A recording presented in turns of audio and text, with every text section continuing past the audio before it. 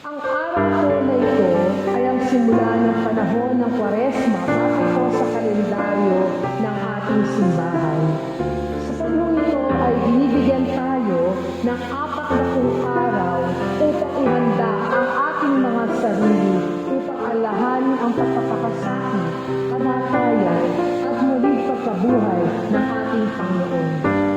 Sa banal na kasulatan, ang numero ng Kwaresma o 40 ay simbolo po ng pagbabago.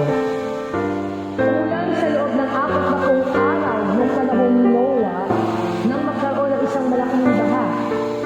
After po noon, nabago ang mundo.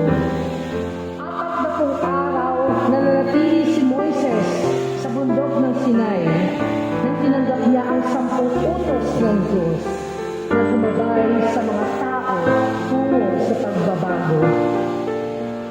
Nanatili naman sa ilang si Jesus ng 40 araw bago niya sinimulan ang kanyang ministeryo.